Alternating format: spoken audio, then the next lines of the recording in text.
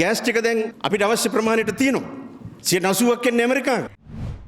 Rhino ரூஃபிங்கிடமிருந்து rhino premier roofing தீர்வுகள்.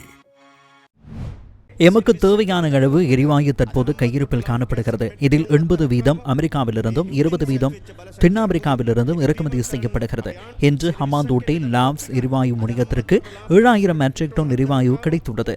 யுத்தத்தினால் ஏற்பட்ட இந்த எரிசக்தி நெருக்கடியை தீர்ப்பதற்கு அரசாங்கம் என்ற ரீதியில் நாம் தேவையான நடவடிக்கைகளை முன்னெடுத்துள்ளோம்.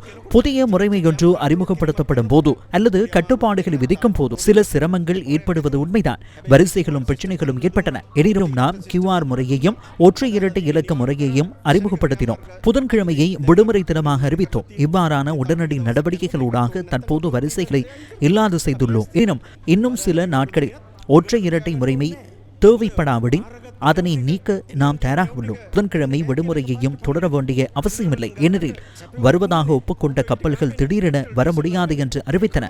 விலை மனுக்கள் ஊடாக பெறப்பட்ட போதிலும் விநியோகஸ்தர்கள் எரிபொருளை வழங்கவில்லை. மசு எண்ணெய், பெட்ரோல், டீசல் ஆகியவை கிடைக்கவில்லை. அதனை முகாமைத்துவம் செய்யவே நாம் சில தீர்மானங்களை எடுத்தோம். தற்போது நாம் நிலைமையை சீர் செய்துள்ளோம்.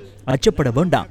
ஏப்ரல் மாதத்துக்குள் மேலும் 9 டீசல், பெட்ரோல் மற்றும் மசு எண்ணெய் கப்பல்கள் வரவிருக்கின்றன. ஏப்ரல் மற்றும் மே மாதங்களில் எந்தவித எரிபொருள் தட்டுப்பாடும் ஏற்படாது. நாம் ரஷ்யாவுடன் பேச்சுவார்த்தை நடத்தினோம். தேவையான எண்ணெய், உரம் மற்றும் நிலக்கரியை வழங்குவதற்கு ரஷ்ய அரசாங்கம் இணங்கியுள்ளது. நேற்று காலை 8:30 மணியளவில் ஜனாதிபதியும் நானும் சீன தூதுவரை சந்தித்தோம். அவர் ஒரு நற்செய்தியுடன் எங்களை சந்திக்க வந்தார். ஏப்ரல் 18 தொடக்கம் 20 வரையிலான காலப்பகுதியில் சீனாவிலிருந்து பெட்ரோல் மற்றும் டீசல் கப்பல் ஒன்று உதவிக்காக வரும் என்ற செய்தியை அவர் வழங்கினார்.